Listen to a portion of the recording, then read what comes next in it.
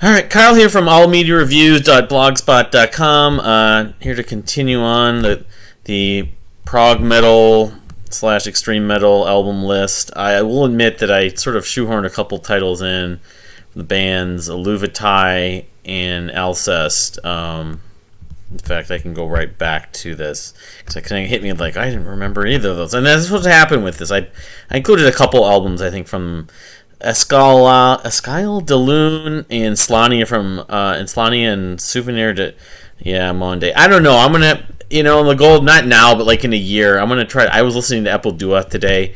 I'm gonna try to maybe I'll do a Redux or something. I hate doing that, but anyway. So number 150, Avenged Sevenfold, City of Evil. It's their most poppy. It's their most energetic. It's the album that introduced most people to them.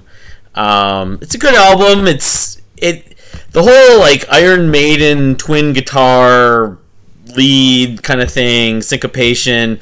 Is it really prog? No, it's not. It's metalcore, slightly pop metalcore, you could say, but there's enough fun energy that goes on with it that I really enjoy it. I haven't listened to it in ages though, but they've gone through. There's a 9-minute track on Strength of the World. So, and then in the close. I mean, they definitely. You actually look at this.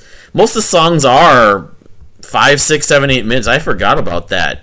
I think this is one of the ones I got from Lala.com. That was right when I was using that service. But actually, they do classify it as progressive metal.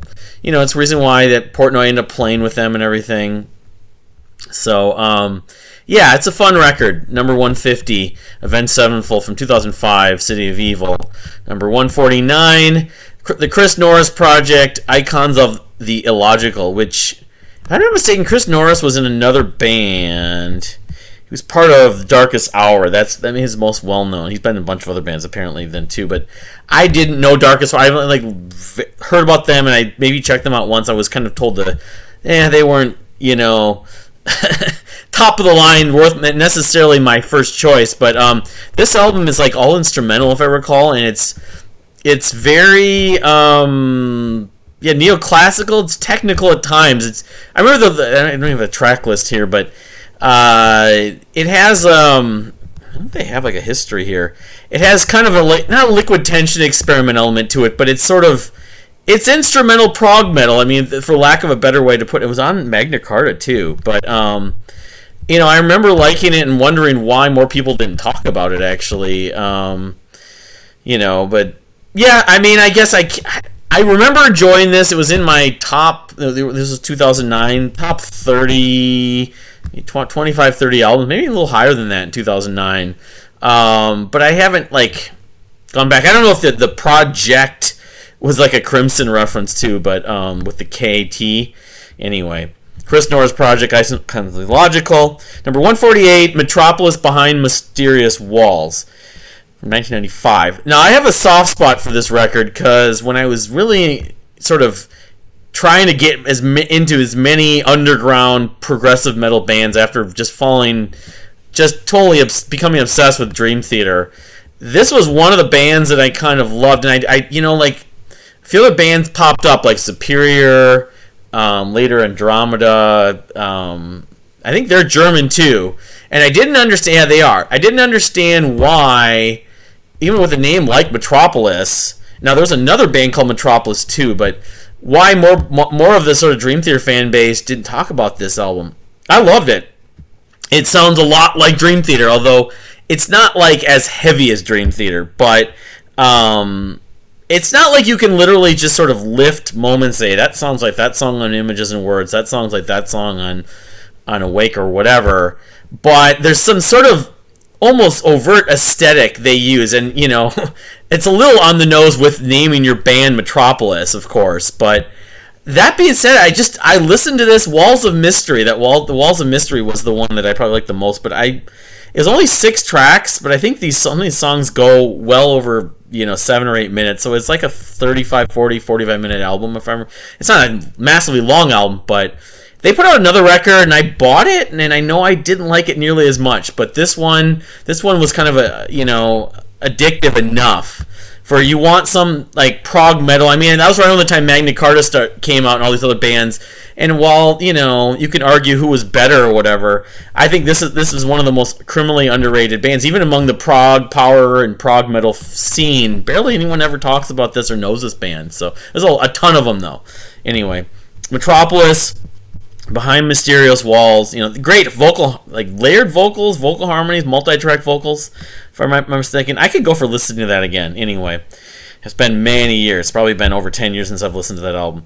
Number 147, the Queensryche EP. I'm including some EPs, and I always thought this is the Queensryche's first album when I first got it, but it is just an EP. There's some Black Sabbath moments on it. I mean, it's only 4 tracks, 17 minutes. It's kind of weird because I always thought this was. When I first just checked out Queensryche, I bought Operation Mindcrime and Empire, but I bought this, and this is the one that resonated with me the most. Queen of the Reich, probably and the Lady Wore Black. It's it's a little raw, but it's still they would become again like Avenged Sevenfold, the twin guitar. Leads and everything like that. Queensryche's EP. It's a fun EP. I mean, that they obviously did some better stuff, but and I did get the vinyl. That's right, when I got that Queensryche collection. But it's one that you can play and I don't get sick of. Even though they were showing their influences at the time, but a lot of that stuff was coming out in May of '83. You had, like I said, the new wave of British heavy metal, and then you had the thrash scene. And Fates Warning and Fates Warning. And you could say Metallica and pretty much all those bands, and then the lesser known bands, of course, from that period of time. Not lesser known, but what am I thinking of? Besides Anthrax, Exodus, and Slayer, of course. But I'm thinking sort of like the B and C levels. I mean, Queensryche probably did a lot of tours with them, anyways. So number 146, I put this in here. It's a little bit of a liberty. I take some liberties with this. This is Toe Hider's second most recent album from 2020 that I literally have only listened to in the last couple of weeks. But I'm loving it as much as I'm loving his new record. Was it the guitar solo in... Was it The Ultimate Exalter, I think? I forget which one. But Toe Hider is a freaking genius. The guy combines so many styles... Yeah, he's like a prog rock artist, really, but he does enough sort of metal styles where he sort of fits within this specific style, I guess, in some ways. I'm gonna, and my goal recently is like with Dirtbro Robbins and some other bands. I'm gonna try to invest more and more time into Toe Hider's music. I may become like a Toe Hider super fan at some point. Although his earlier stuff, I think, is more resembling like Devin Townsend, which I have to really like Devin Townsend's specific kinds of stuff from him. A lot of his music I'm not that into, but his more recent stuff has been just embracing the prog and different just sponge of styles, and especially his vocal range and vocal lines, the use of vocals, the arrangements and the layering. So yeah, I mean, I like it. It's a little premature, but I was just thinking, I'm liking this album enough. I guess I could include it, I mean, I may end up having a lot of Toe Hider records much higher eventually if I do this in a year or two, in a year, actually. So, number 145, Opeth's Watershed. I think this is the second Opeth, I forget. Anyway, I like Watershed, although this is clearly the album where they were starting to stray away from the death metal growls, but they still do some of it in here. The Lotus Eater and Hex Omega are probably my go-tos on this. There's a really cool, like, very analog, like organ part on this. I want to say it's on the Lotus Eater, but yeah, I mean, this is a good record, but it's kind of I don't know. I can't say I ever got attached to it, but it's still decent. It's weird how like all the records that have come since pale compared to it in my mind, because I have to listen to Opeth when they have the mix of the vocals, especially. But it's sort of, I don't know. I like this record over some of their early records, I guess. Not meaning to spoil too much, but yeah, I mean, it's a decent record. And of course, that band has an album cover that's very similar to I have it on CD, I believe, Watershed, but I forget the name of the band. It'll come to me later. Anyway, number 145, Watershed. Number 144, the new album from Disillusion, I Am, which it just came out a couple months ago, November 4th, as you can see. It's got a lot of good tracks on it. I mean, it's consistent. That's my, it's kind of atmospheric, melodic death metal, you could say, with, some progressive, or more, maybe like progressive with, atmospheric progressive metal with some death metal elements. I've listened to this driving in the car, actually. It's been kind of a good soundtrack in some ways. My favorites, Abide the Storm, probably. I mean, there's a couple of 11-minute tracks here. I think it's a little premature, but I mean, I liked it enough. It was in my top 20 records, and they're a pretty consistent band. Disillusion, other than that album Gloria, really, I like everything they've put out. They're still, the best thing they ever did was Aaliyah, I think. But anyway, and it's a song, so I didn't include this on. It's a long song, but it's only one track. Anyway, Disillusion from Disillusion's I Am from number 144. Scarsick, number 143. Now, this is a polarizing album from Pain and Salvation, the 2007 album. And it's also considered, for better or for worse, the sequel to The Perfect Element. I like this album a fair amount. It's catchy, or it has a lot of earworms, I guess you could say. Disco Queen is a favorite of mine. America, it's kind of overtly political, but I don't mind it too much. Miss Modern, Mother Mary, Idiocracy, Flame to the Moth is terrific. Enter Rain, the closing track. The opening, there's really, some of the politics and some of that, there's like some rapping on it, which it's really subtle. But, hip hop album. I people like harp on the hip hop element in this, and it's, like Crib Cage, that song has, and I think that's the one I'm thinking of, a reference to, I don't know, there's a very melancholy part to that song. The Al Pacino poster, I think it is. He mentions he has some, there's a bunch of pop culture references. I've never understood all the hate. It doesn't compare to some of their other records, that's true. But I listened to this a lot. Kingdom of Lost, that's a reference to King of Lost. I think it even takes a couple motifs from King of Lost, from The Perfect Element. It's a good record. I listened to this album enough, and I never hated it the way a lot of people did. New metal, is there a new album? Again, in spots, it's sprinkled in. That's like saying when you had Muse had the one song that had some dubstep. Oh, they're a dubstep band. No, it's one song, and it's only part of one song. So, anyway, Pain and Salvation, Scarsick, number 143. Number 142, Between the Bare Enemies, the Parallax Hypersleep Dialogue. So, one thing I just realized, because I just saw an interview with him from Become Produced Like a Pro, I think that his channel is. Great channel. He interviewed David Bottrill. David Bottrill actually produced this album or mixed it.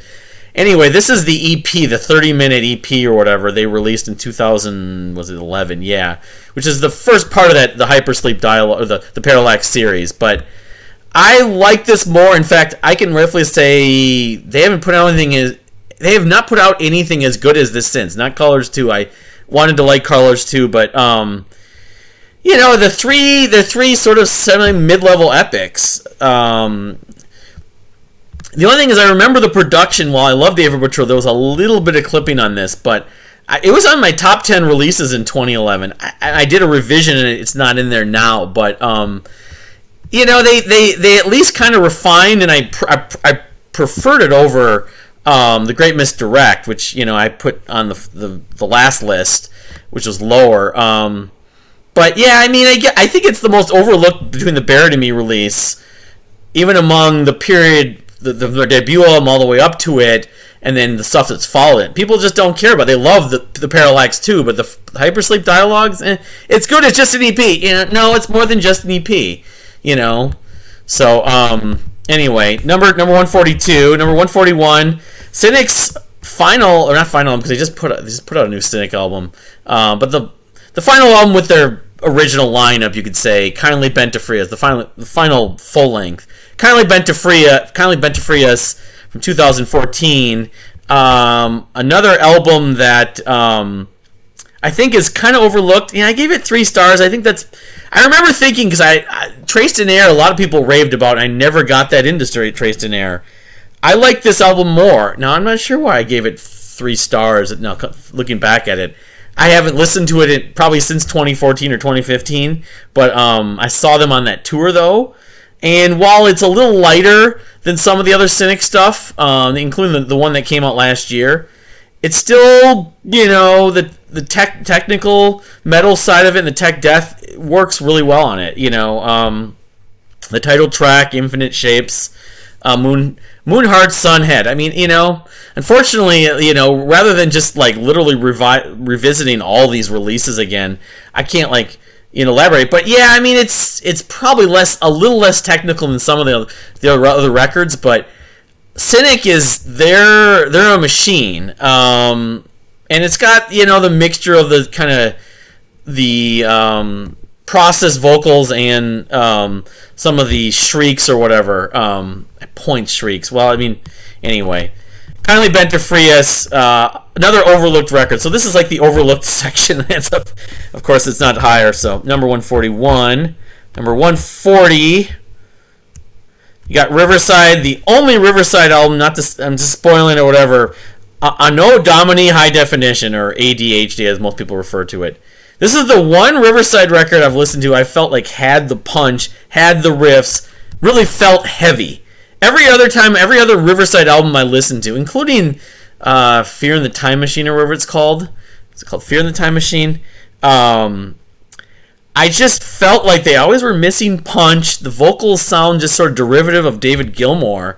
But this album, for whatever reason, they just managed to get the energy and the punch in. And they have a couple of epics on this. So they're actually coming here in a few weeks, and they have a new album coming out. And I'm on the fence about it, because there's that whole comparison between Purism Revolution and Riverside, and while they're pretty different, they're similar in some ways. They're from Poland. I always felt like the comparison wasn't valid, and more people were getting into Riverside, and I always had like a stigma with them. But I felt like with this record, finally in 2009, they got one that I could say, yeah, a little bit. Minus the Bear, the same thing happened to. I didn't like Minus the Bear until Planet of Ice came out. Although the sad thing is, I didn't really like too many Minus the Bear albums after that. And the same thing's happened with Riverside. I forget the name, Fear in the Time Machine or something like that. It's called Love, Fear in the Time. I had almost the whole thing. Love, Fear in the Time Machine.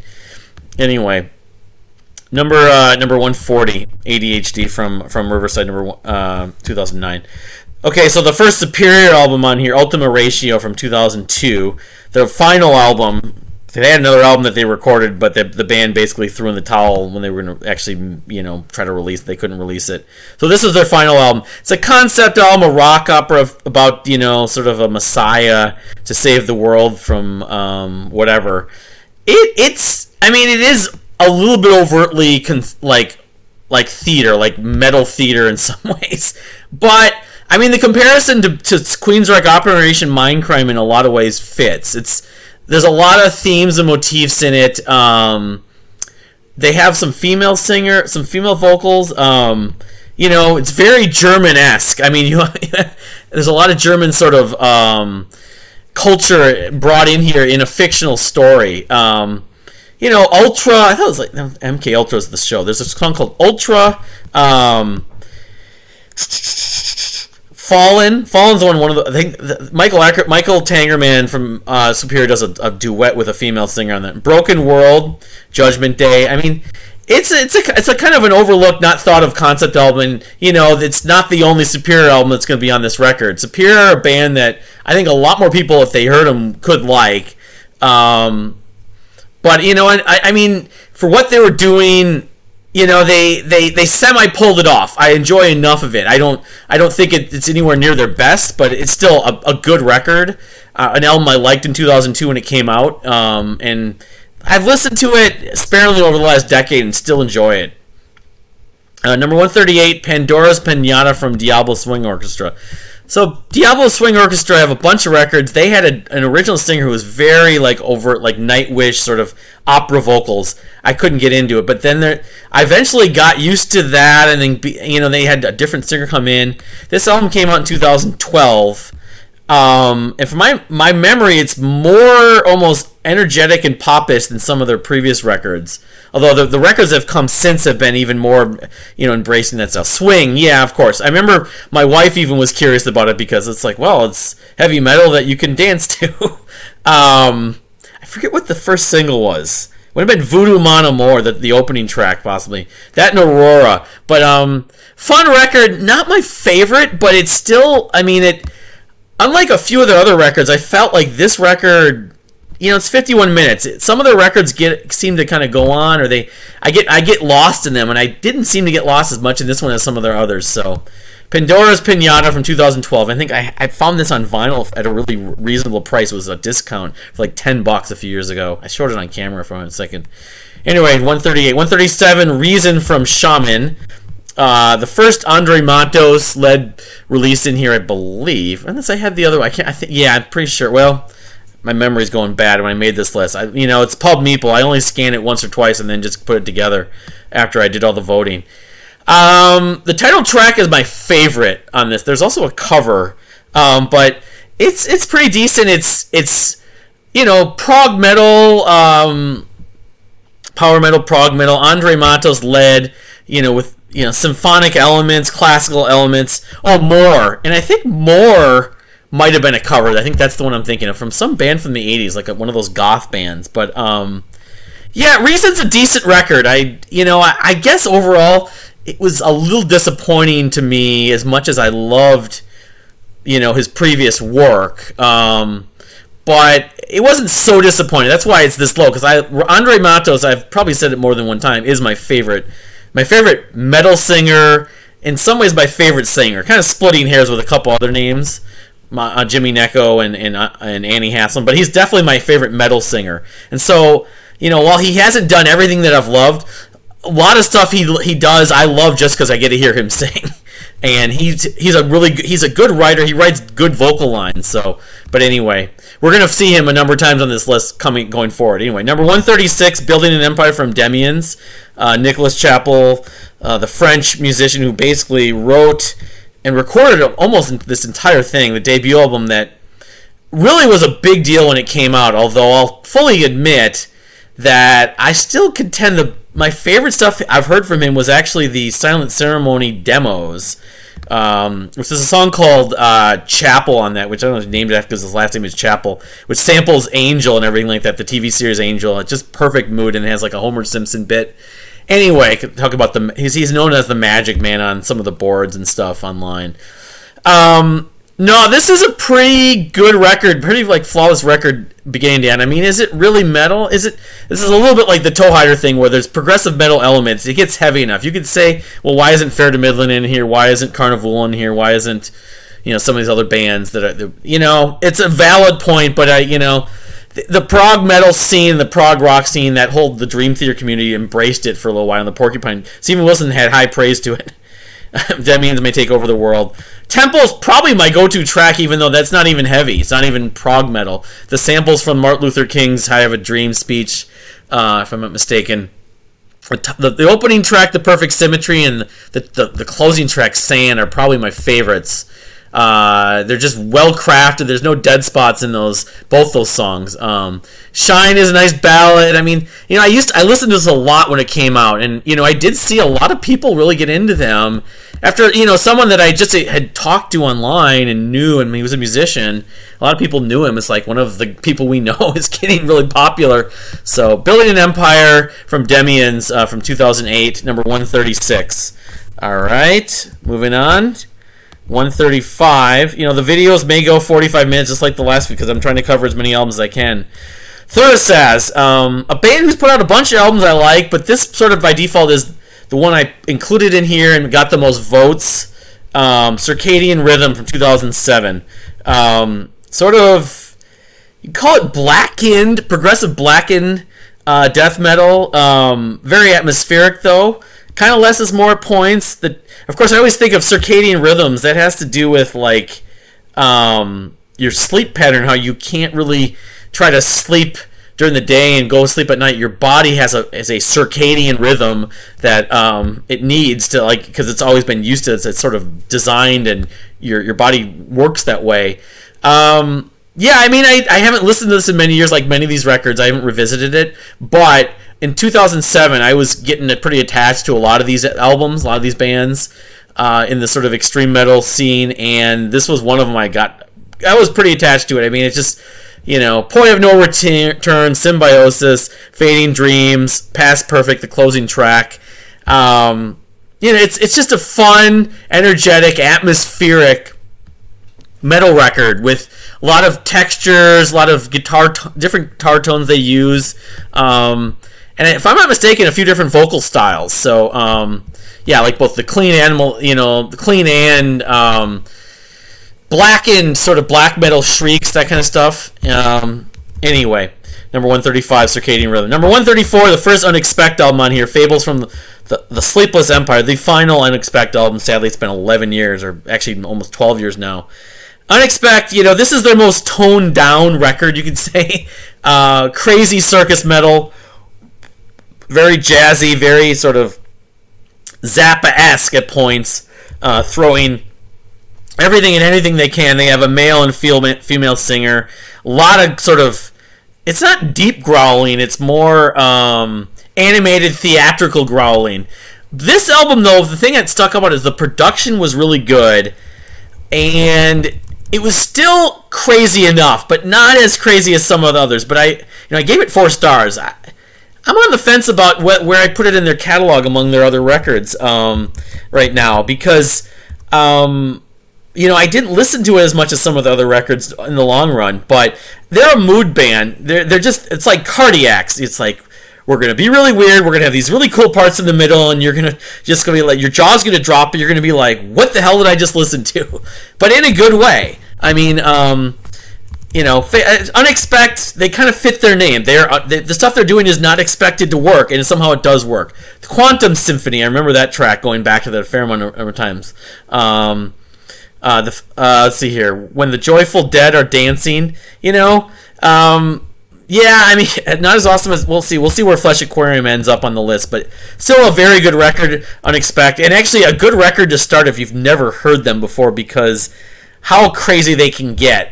Granted, it's like saying, well, with Opeth, are you going to start with or Blackwater Park or Ghost Reveries, or like something clean like Sorceress or something? I don't know. Anyway, A Dying Planet, number 133, Facing the Incurable. This is their debut album. If I'm not mistaken, this is the two of the 0 Hour guys. Troy Tipton, of course, is doing the vocals because he was unable to now play bass, and Jason Tipton. And this is more atmospheric, a little bit like the Synthesis stuff, but a little bit more technical, sort of in between Synthesis and 0 Hour. And a little bit of Jet. Yeah, I remember really liking this. They put out another album a few years just after this, and I have not listened to it. I wish listened to it. I may have listened to it, but I didn't listen to it nearly as much as this. This is a great, energetic record. It's also very, almost melancholy, because it's both pissed off and sad. And it's like the environment is kind of expressed in here. Gojira did that. A lot of bands did that, talking about metal talking about the environment. But at the same time, I can totally hear it from Troy's vocal arrangements and what he's doing, because what the condition of his hands that became. He's this bass player at Savant that played with 0 Hour all those years and Synthesis, and now he can't do it anymore. So it's like The Dying Planet and a transition for someone. But so in that sense, there's a big sympathetic element to it as well. Anyway, number 132, A Portal of Eye, from the debut album from Nabla Viscaris, 2012. I absolutely was obsessed with this band for like a year and a half, trying to promote them. I knew people would love them. It's like Opeth with violin. The violin arrangements are lush. They're so well crafted. Then it kind of hit me over the head, especially with their subsequent releases, that they became a little too obsessed, and the mixing dominated their sound too much with the blast beats. Way too much blast beats that it kind of became repulsive. That being said, I'd be it'd be way too insincere if I would not include this record because it was in my top 10 records from 2012. I love a lot of the tracks. If I'm not mistaken, some of them ended up on the EP, but the EP, you'll find out if it shows up or not. Of Icicles Falls, Forget Not, Xenoflux, Tapestry of the Starless Abstract. I mean, on paper, this band they're genius. They were genius, and the production of the rest of the music, sans for the blast beats, is amazing. Although the style kind of has worn on me a little bit. I love technical metal, but it just kind of I lost the sort of the sense about what I loved about them. A little bit what happened between the Buried and Me and some other bands. But for what this is a very impressive debut album. It's very over the top at times in a good way.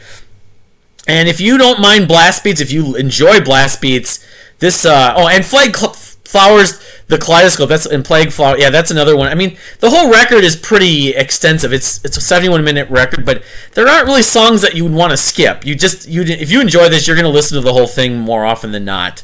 Yeah, I mean, maybe I was part of that, and other people got a little bit of it overhyped, but part of it was this whole story about their guitarist, Ben. I forget his last name. He wasn't a native of Australia, but he was going to lose his visa. They were going to kick him out.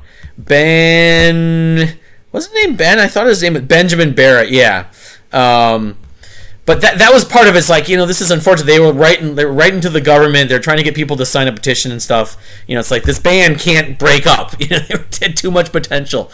But anyway, they have a new album coming out in a month or something like that. I'll probably have to listen to it, even though I've just kind of had lukewarm or meh feelings about it, most of the records since this, sadly. Anyway. And I bought some of the vinyl, and I even saw them live. I did get to finally see them live once. Anyway, Mo Musler, Keep It to Yourself, the debut album, the James Labrie side project with Matt Gullery from 1999 on Magna Carta. This is prog metal, not done dramatically different. The only thing is James Labrie did a lot of the writing, and he got to work with some of these people he hadn't worked with only on some of the tribute albums on Magna Carta. Stylistically, though, yeah, it's prog metal, so it doesn't dramatically differ from the stuff in Dream Theater. His voice is a terrific song, that opening track. I love that. That sounds like a Dream Theater song, but Dream Theater should cover it, actually. I've never heard it live. Guardian Angel is pretty epic. 7 minutes and 27 seconds. Beelzebub Bubba, both the devil, and you talked about, it was an influence about the stuff with Bill Clinton, lying to the press and stuff like that, under oath. I don't know, when he was impeached, everything with Monica Lewinsky. I think that was what largely they were referenced, because, they called it, he keeps on saying Slick Willie in it. Shores of Avalon is nice. It's a good record. I don't enjoy the one that came after it, or any of his solo albums as much. I like the one after it a little bit, but, I guess having Labrie sing that period, especially prog metal, worked really well and still works to this day. So anyway, Mo Musler's Keep It Yourself, number 131. Moving on to 130. Necrophagus, the one Necrophagus album I have in here, I've listened to both of them. I own both of them on CD, because they only have two proper albums. And I listened to some of this actually a few days ago, and I was just kind of I need to revisit Necrophagus. The members of Necrophagus went on to do Obscura, the band, not the album, from Gorguts. And I never fully got into Obscura. I mean, I like them, but there's something missing in their music. But this album and this band, for some reason, worked. I don't know what it is. It's just pure tech death. Incredibly technical music. And there's a flow to this album and to the other album, but this album I think was even a little bit better. It's whatever it is, 32 minutes, so it's less is more in some ways. The vocals are another guitar part.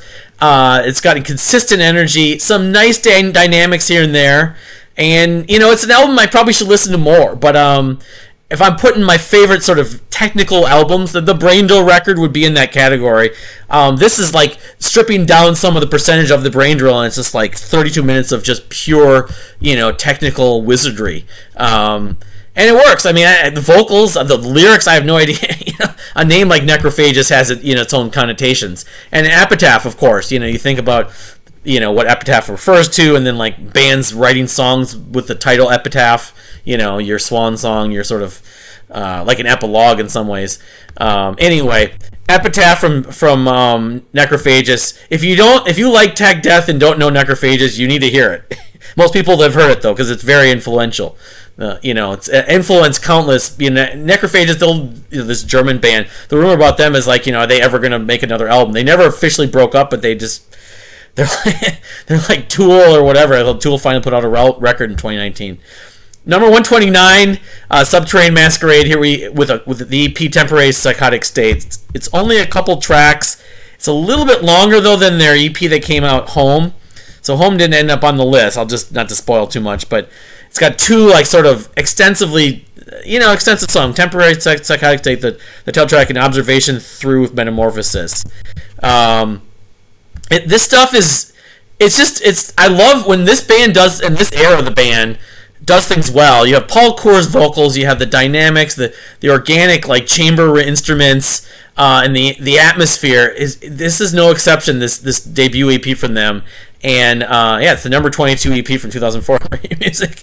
I love this, and it was just like, it led to bigger and even greater things in my mind from this band the next couple of releases. Temporary Psychotic State, the debut EP from 2004. Although it's weird how the debut album, I've seen two different lists. I think they actually end up releasing as promos the debut album later that year. So they put out two releases that year. Anyway, What's Left of Her, Perceptions from 2010, number 128. This is a little bit genty, but it's like progressive metalcore. Yeah, with some electronic flourishes. There's a few other bands that did similar kind of music, like the Faceless, and I felt like this came out a few years after that, but it was like continuing that sort of style in a really good way. I know the band changed their name to like Save the Archon. I didn't like that the music they put out as much after that. Yeah, Save Us from the Archon. But this debut album, the only album from What's Left of Her, is terrific. It's just kind of, the energy's off the charts. When I'm looking for extreme metal, I'm looking for listening to like anything, most metal actually. A big part of it is just sort of the energy kick and sort of the extreme. You can draw a lot of passion and energy, and sort of, it's a therapeutic process. What's Left of Her, I remember this one 2010. I was just like, this album goes beginning to end, just really works well. The playing is very technical, but it's again another 32-minute. It's like I should have my list of favorite albums under 40 minutes, and I would put a lot of progressive metalcore and tech death albums on that list. So anyway, Perceptions they're not that well known, and they haven't been active. I don't know. Save Us from the Archon, how much they've done, because I listened to their debut album. Just look quickly if they put out more than one or two records. Actually, they have. But I kind of just dismiss it. I probably should give them a go. Melancholy. I never heard that album. But I don't know. I don't know if the stuff from them in my taste will compare. But it's only so much time, and I haven't gotten around to it. So anyway, What's Left of Her from number 128, Perceptions. Number 127, I talked about this a fair amount in the Fates Warren series, Winter Ethereal. I did revisit this within the last few months. It's a good record. I preferred over Sympathetic Resonance, the one that followed up. I don't like it, as you haven't seen any of the other John Arch stuff on here as much as any of the other Arch stuff, unfortunately. But it has a couple really good technical songs. It's got a couple like almost poppy songs. Wanderlust and Tethered. But Wrath of the Universe, Vermilion Moons, and Kindred Spirits. It's 68 minutes. Both the Arch Matheos albums are long. I don't know if they're ever going to do another one. It'd be nice. I still would like to see them do another one, of course. But my heart, or to be fully honest with, this album probably would have ended up at least 50 to 100 spots higher if it had this. Even if I had done this list in 2019, it might have. I don't know. I was listening to it, but I remember I got caught up also in listening to a lot of other music at the time, and I didn't listen to as much as I was super excited for it. Because anytime that Jim Matheos puts anything out that's prog metal, I'm going to wonder what it's going to be like. Anyway, Sculptured, number 126, Apollo Ends. The second album? No, this is the debut album actually from Sculptured. No, this is the second album. I thought that was 2000. It's like it was so long of a gap in albums. Probably because Don Anderson. This is a side project, so he takes his time with these albums from Sculptured. I listened to some of the stuff when the new album came out last year. I remember enjoying this a little bit more than debut, but it still doesn't compare to the one that followed it. But they used a lot of chamber instruments like trumpet and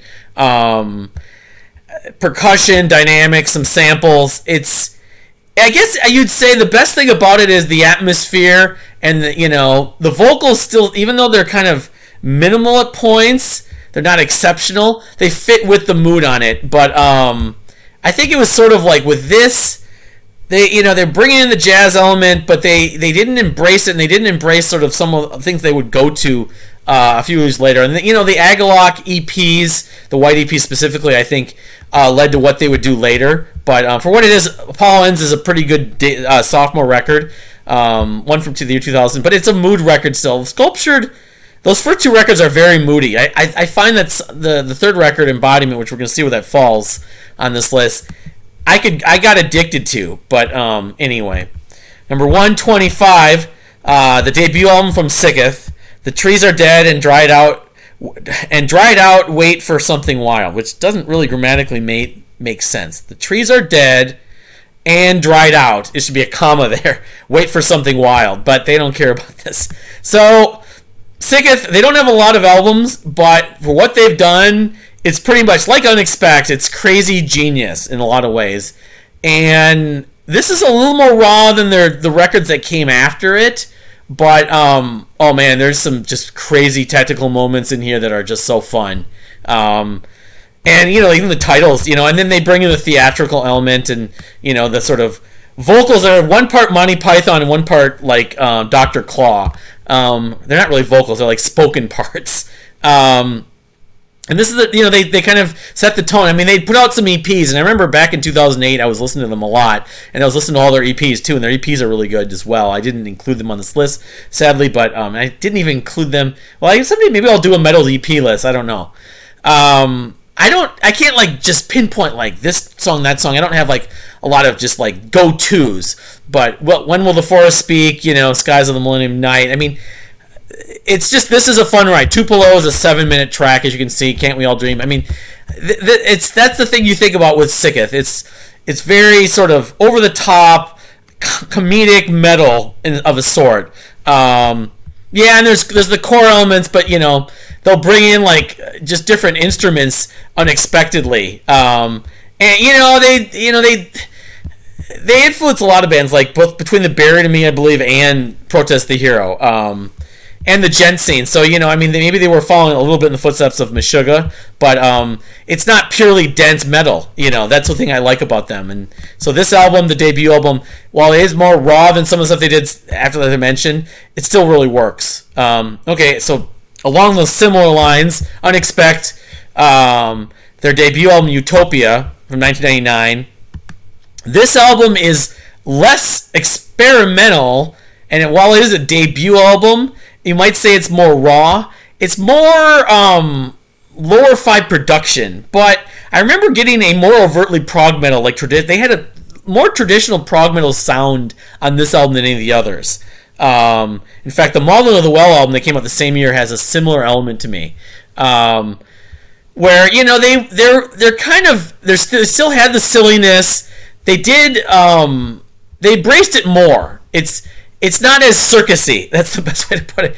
But they explored a lot of different styles of metal. I mean, avant-garde metal, which is just ambiguous, But black metal, symphonic metal. They have their symphonic moments. If I'm not mistaken, there's some string sections in all the records. It sounds more 90s. That's the other thing you could just say, is that because it came out in 99, it was written in the mid to late 90s. There's more of a 90s style prog metal than you see from their subsequent records. So, but it's not all clean vocals, which back in 99, there was Opeth and Meshuggah, and how many other bands were doing vocals that weren't clean? Anyway, here you go, Model of the Well. So these kind of all fell around the same category, around the same area. My Fruit, Psycho Bells, ... Seed Combustible. Model of the Well is like, in some ways, the kings of sort of the avant-garde metal. You could call them post-metal, post-rock. Yeah, they have their death metal elements. This album is, again, a little more,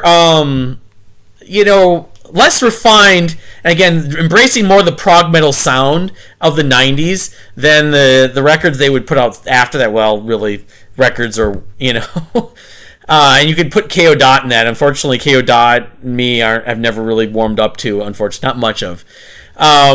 It does have the Model of the Well, like sort of extensive song titles: The Ocean, the Kingdom, and The Temptation. Catharsis of Sea, Sleep, and Dreaming Shrines. Conception, Pathetic.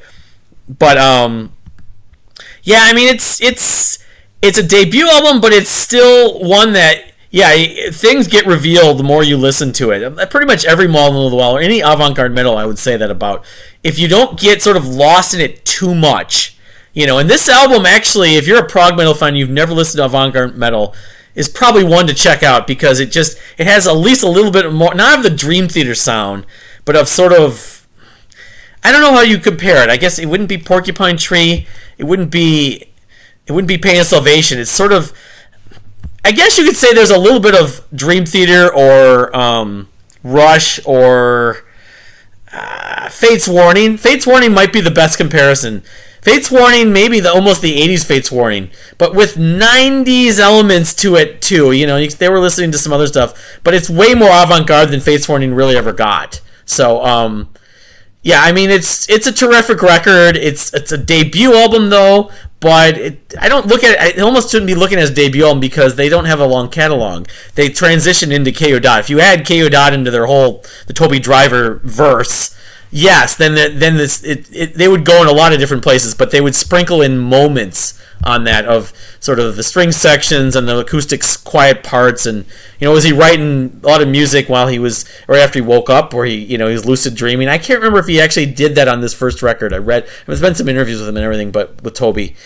Anyway, and of course that's Greg Massey who did a lot of the guitar solos, which he was known for with Model of the Well and some K.O. Dot. Number 122, Journals on Lorgia. This is another. I said a lot of these are debut albums. The debut albums didn't score as high, but scored higher than some albums, but didn't score as high as some of the albums on this list, this epic list. On Lorgia, yeah, I mean, I remember loving this. I gave it 4 stars when I got into it. It's mood music. Yeah, it's kind of crazy again. So I mean, you're getting on this part of the list. It's a lot of like circus, sort of experimental avant-garde metal. All these Sicketh, Unexpect, Model of the Well, and Journal.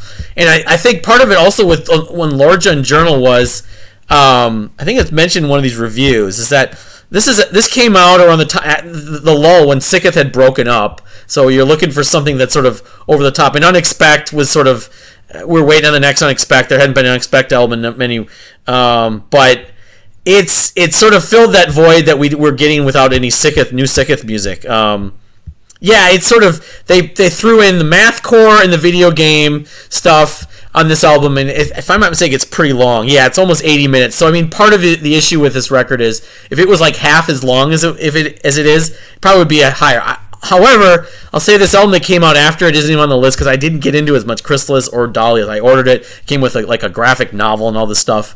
But Viela, yeah, it's a 7-minute track. Festoon with Snakes. Yeah, I mean, Journal, mathcore. I mean, you want to, the mathcore bands that are embracing metal. Circle Take Square. There's a lot of mathcore bands that I've listened to, I've liked to varying degrees. This album is at the top of all the mathcore albums I've ever listened to. Another one was, which I didn't include on this list, but they were less mathcore and more overtly punk. I'm just basing on the band that, the second album, The Tree of Tongues, it's called The Tree of Tongues. I'm just, I'll think of it later. Anyway, number 121, Agalloch, Marrow of the Spirit. So I was talking about Sculptured. So Don Anderson's on here again. This album, I really loved back in 2010 when it came out. The only thing I'll say is I know the vocals. He swallows into the microphone a little bit too much at points, which bugged me. But this is a masterpiece of atmospheric black metal. Is it prog metal? No, but it has the progressive elements where they lot of dynamics and segues. They're banned from, of course, from is it Seattle? I believe it's Seattle. Seattle, yeah, or Portland, Seattle. Get the bands, but it has that what's the word? Not niche. Sheen. Is it sheen the word? My voice is cracking. I'm talking too much, of course. Pastiche. It has that sort of Norwegian black metal pastiche, like all the Agalloch records seem to. I think it was partly because I loved the White EP, and then I was listening to this. Came out a year after that, or 2 years after that, and it was continuing some of the elements of that. The atmosphere is great, and the dynamics. It's almost like a Godspeed You Black Emperor album, but it's a little heavier. It is post metal and folk metal. That's kind of in a nutshell when I think of that style, or think of Opeth's. Of course, they got comparison to Opeth. Their earlier records, especially the Opeth folky metal elements. It totally fits. So, anyways, Mirror of the Spirit from 2010 by Agalloch. So, what do I have? The Agalloch and Cynic tally is going to have to be done later on. So, number 120. What am I doing for time here? I'm looking at 51 minutes. So, this is this album. This list may have to end now. In fact, I'm going to do that, and then we'll see what I can do tomorrow. I may just have to put these, because I'm just babbling on. It's just, if you're talking about 200 albums, the videos are going to be long. Otherwise just go just lighten you on the list. But please subscribe if you haven't subscribed. Thank you for watching, and we'll see you next time.